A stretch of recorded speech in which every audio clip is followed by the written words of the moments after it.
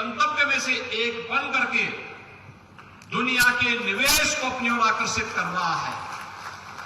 और भाइयों बहनों, विकास की परियोजनाओं के बारे में भी यहां जब चर्चा हो रही थी, मैं यहां देख रहा था कि यहां पर आज तो हम लोगों ने केवल कुछ योजनाओं का शिलान्यास यहां पर किया, लेकिन आप इस बारे में जानते हैं कि चुनाव के ठीक पहले हम लोग जब यहां आए थे, विधानसभा चुनाव के पहले मां शाकंभरी के नाम पर यहां पर विश्वविद्यालय का शिलान्यास का कार्यक्रम भी किया और विश्वविद्यालय यहां पर प्रारंभ भी हो चुका है। उसका भवन भव्य भवन बन रहा है। भव्य भवन बनने के साथ ही जब अगले वर्ष तक उसका भव्य भवन बनेगा, सहारनपुर के नौजवानों के लिए अपने ही जनपद में एक विश्वविद्यालय भी होगा। सहारनपुर की कनेक्टिविटी, हमने सरसावा एयरपोर्ट में लैंड एक्वायर करके दे दी है, कार्य प्रारंभ हो चुका है और आप देखना बहुत शीघ्र सहारनपुर भी देश और दुनिया के साथ एयर कनेक्टिविटी के साथ जुड़ेगा और सहारनपुर से जाने वाले उद्योगपतियों, व्यापारियों और नागरिकों को, यद्यपि आपकी तो सड़क की जो कनेक्टिविटी है बहुत अच्छी हो गई है। 2017 के पहले क्या था, मुजफ्फरनगर से सहारनपुर आने में 2 घंटे लगते थे। ऐसे ही सहारनपुर से शामली मार्ग और सहारनपुर से देहरादून का मार्ग की भी दुर्गति थी। भाइयों बहनों, मुजफ्फरनगर सहारनपुर मार्ग पर हम लोगों ने 753 करोड़ रुपए खर्च किए और अब यह दूरी 2 घंटे से घटकर के मात्र 45 मिनट रह गई है। 45 मिनट में आप इस दूरी को तय कर सकते हैं। हम लोगों ने विकास में कोई भेदभाव नहीं किया। 612 करोड़ रुपए की लागत से सहारनपुर शामली मार्ग भी लगभग पूरा हो चुका है और इसका लाभ भी सहारनपुर और शामली वासियों के साथ साथ यहां से जाने आने वाले लोगों को प्राप्त होगा। इसी प्रकार से सहारनपुर से देहरादून मार्ग लगभग 1200 करोड़ रुपए की लागत से यह देश के कांगनहेडी यमुनानगर मार्ग देश के बेहतरीन मार्गों में से एक मार्ग बन रहा है और वह भी सहारनपुर के विकास में अपना योगदान दे रहा है।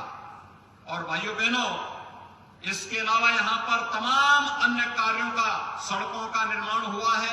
लगभग 1000 करोड़ रुपए की लागत से यहां की सड़कों का, यहां के ब्रिजेज का, इन सभी का निर्माण होने के साथ ही मां गंगा और यमुना का आशीर्वाद तो यहां के अन्नदाता किसानों को प्राप्त होता ही था, लेकिन साथ साथ जल जीवन मिशन के माध्यम से हर घर नल की योजना को भी अब प्रधानमंत्री मोदी जी के विजन के अनुरूप साकार करने के लिए कार्य हो रहा है और इस पर भी हम तेजी के साथ आगे कार्य कराते हुए हर बस्ती को, हर घर को शुद्ध पेयजल के साथ जोड़ने का कार्य कर रहे हैं। भाइयों बहनों, चाहे वह सुरक्षा के लिए देवबंद में एटीएस के सेंटर की स्थापना का हो, उसमें भी कोई कोताही नहीं बरती गई। सुरक्षा हमारे लिए सर्वोच्च प्राथमिकता रखती है। और भाइयों बहनों, उन्हीं सब बातों को कहने के लिए आज मैं आया हूं। राजनीति के जो सबसे खराब पहलू है वह है कि पिछली सरकारों ने, भारतीय जनता पार्टी की सरकार आने के पहले जिन लोगों ने प्रदेश में शासन किया, उनकी राजनीति परिवारवाद तक सीमित थी, भ्रष्टाचार की भेंट चढ़ चुकी थी। परिवारवाद के नाम पर उन्होंने प्रदेश के नौजवानों के साथ, अन्नदाता किसानों के साथ, व्यापारी बंधुओं के साथ में, उद्यमियों के जीवन के साथ खिलवाड़ करने का काम किया, राजनीति का अपराधीकरण किया और अपराधियों का राजनीतिकरण करने का पाप भी किया था। और वही कारण था कि प्रदेश में कोई आना नहीं चाहता था। जिन लोगों ने पहले से निवेश किया था वे प्रदेश से पलायन कर रहे थे। किराना और कांदला जैसी घटनाएं प्रदेश में होती थी। आज मैं कह कह सकता हूं, उत्तर प्रदेश में जो निवेशक था, जो व्यापारी था, जो उद्यमी था, जो कभी सपा के समय में भाग चुका था, आज वो वापस उत्तर प्रदेश के अंदर वापस आ चुका है।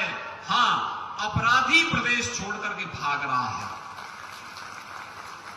अपराध और अपराधियों के लिए, भ्रष्टाचार और भ्रष्टाचारियों के लिए जिस जीरो टॉलरेंस की बात हम लोगों ने 2017 के विधानसभा चुनाव के पहले कही थी, आज भी हम उस पर पूरी प्रतिबद्धता और पूरी ईमानदारी के साथ कार्य कर रहे हैं। आज भाइयों बहनों, जब प्रदेश में नियुक्ति की प्रक्रिया प्रारंभ होती है, आज सुबह ही मिशन रोजगार के अंतर्गत 1354 स्टाफ नर्सेज की भर्ती की नियुक्ति प्रपत्र वितरण का कार्यक्रम हुआ, तो मुझे तब प्रसन्नता होती है जब प्रदेश के सभी 75 जनपद से जुड़े हुए युवा उसमें शामिल होते हैं और उनका चयन होता है। आज जब मैं देख रहा था तो सहारनपुर की भी कुछ बेटियों को नियुक्ति पत्र मुझे मैं दे रहा था, क्योंकि ईमानदारी पूर्वक पारदर्शी तरीके से चयन की प्रक्रिया में उनका सिलेक्शन हुआ था और वे सरकारी नौकरी प्राप्त पा रही है। 5 लाख नौजवानों को हम लोगों ने प्रदेश के अंदर सरकारी नौकरी दी। अकेले सहारनपुर के अंदर पिछले 5 साल के दौरान जो निवेश हुआ है, उस निवेश में 1 लाख नौजवानों को रोजगार की सुविधा अकेले आपके सहारनपुर जनपद के अंदर प्राप्त हुई है। और वन डिस्ट्रिक्ट वन प्रोडक्ट के माध्यम से वुड कार्विंग के कार्य को प्रोत्साहित करते हुए यहां पर उनकी जो प्रोडक्ट है, उस प्रोडक्ट को भी हम लोगों ने मार्केट दिया है, डिजाइनिंग के साथ जोड़ा है, उसकी ब्रांडिंग की है, वैश्विक मंच तक उनकी पहुंच को आसान बनाया है। आज अमेजन और फ्लिपकार्ट जैसी संस्थाएं इनका सामान बेचती हैं और वैश्विक मंच पर जब अपनी पहचान बनाता है तो सहारनपुर का नाम भी उसके साथ जुड़ता हुआ दिखाई देता है। और इसलिए भाइयों बहनों, मैं आप सबसे ये अपील करने के लिए आया हूं, एक माहौल बना है, इसलिए क्योंकि प्रदेश में तो डबल इंजन की सरकार काम कर ही रही है, लेकिन साथ साथ जब नगर निकाय और पंचायती राज में भी उसी विचारधारा के लोग आते हैं, चुन करके आते हैं, तो विकास की स्पीड ट्रिपल गति से आगे बढ़ती है, डबल नहीं फिर ट्रिपल गति से आगे बढ़ती हुई दिखाई देती है। और 3 गुना रफ्तार से जब कोई चीज आगे बढ़ती है, कल्पना कर लीजिए कि जनता को कितनी सुविधाएं उसके माध्यम से प्राप्त होती है। आपने देखा होगा सहारनपुर में जमीन आसमान का अंतर आया है पिछले 5 साल के दौरान।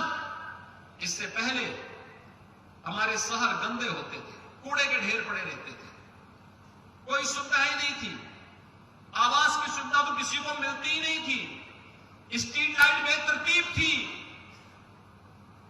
हेलोजन के नाम पर कभी स्ट्रीट लाइट कहीं जलती थी, कहीं नहीं जलती थी, गंदगी रहती थी। आज आप देखते होंगे स्वच्छ भारत मिशन के अंतर्गत हर नगर निकाय स्वच्छता की नई प्रतिस्पर्धा में खड़ा हुआ है और सहारनपुर तो उसने स्वच्छता में नए मानक गढ़े हैं। प्रधानमंत्री आवास योजना में हर गरीब को बिना भेदभाव के आवास की सुविधा उपलब्ध हो रही है। स्ट्रीट वेंडर के लिए कोई नहीं सोचता था, स्ट्रीट वेंडर के लिए भी अब तो व्यवस्था दे दी गई है। पीएम स्वनिधि योजना के अंतर्गत अगर वह डिजिटल पेमेंट के साथ जुड़ता है तो ब्याज से मुक्त ऋण उपलब्ध कराने की सुविधा स्ट्रीट वेंडर को उपलब्ध करवाने की तैयारी पीएम स्वनिधि योजना के अंतर्गत पहले की जा चुकी है और उसमें अब तक प्रदेश के अंदर लगभग 9 लाख स्ट्रीट वेंडर को इस सुविधा का लाभ दिया जा चुका है। आपके सहारनपुर में भी 18,000 से अधिक स्ट्रीट वेंडर इस सुविधा का लाभ प्राप्त किए हैं।